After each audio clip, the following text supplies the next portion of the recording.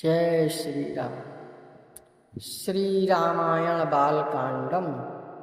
यह चतुर्थ विश्राम में राम जन्म सुख मूल। सुख छायो त्रैलोक्य में मिटा मोह भय सूल।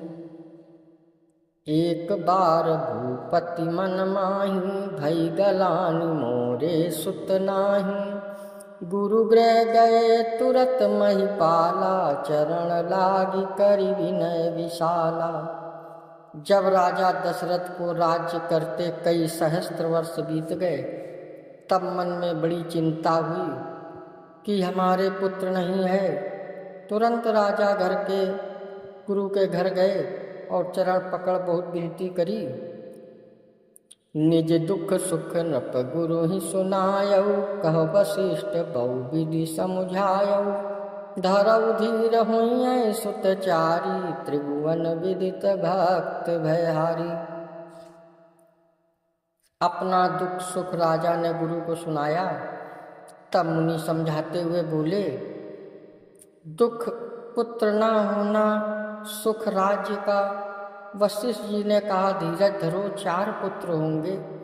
तीनों लोग जिन्हें जानेंगे भक्तों का भय दूर करने हारे होंगे। श्रृंगी ऋषि वशिष्ठ बुलावा। पुत्र लागे शुभ यज्ञ करावा। भक्ति सहित मुनि आहुति दीने। प्रगटे अग्नि चरु कर लीने।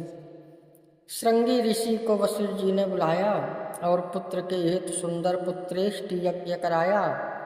राजा दशरथ की एक शांता कन्या थी। अंग देश के राजा रोमपाद ने शांता को राजा दशरथ से मांग लिया था।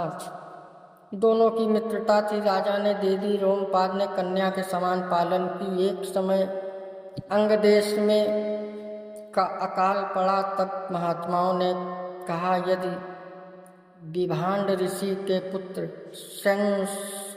श्रृंग आवें तो वर्षा हो, परंतु उनके पिता के डर से कोई उन्हें न ला सका। तब वैश्याओं ने वहां जाने की इच्छा की और जिस समय उनके पिता आश्रम पर नहीं थे तब वे उनके पास गईं और ऋषि श्रृंग उन्हें तपस्वी जान उनके डेरे पर गए। तब वे नाव पर चढ़ा छल से अंग देश में लाई। वर्षा हुई। राजा ने उनका शांता कन्या से ब्याह कर दिया। पिता भी ज्ञान से जान चुप रहे। तब से यह वहीं रहे। राजा दशरथ ने अंग देश से इन्हें बुलाया। ऋषि ने पहले अश्वमेध यज्ञ कराकर फिर पुत्रेष्ट यज्ञ कराया।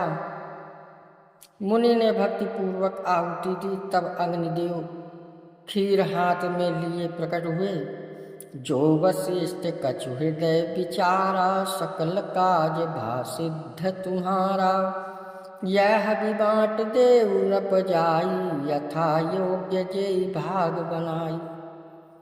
और कहा कि हे राजा, वशिष्ठ जी ने जो कुछ मन में विचारा था वो तुम्हारा काम सब सिद्ध हुआ। यह खीर ले जा के यथा योग्य भाग बना के बांट दो। तब अदृश्य पावक भये सकल सबहि समुझाय। परमानंद मगन नृप हर्ष न हृदय समाय। तब सब सभा को समझाकर अग्निदेव अंतर ध्यान हुए और राजा ऐसे आनंदित हुए कि मन में प्रसन्नता नहीं समाई। श्री राम जय राम जय जय राम जय श्री राम।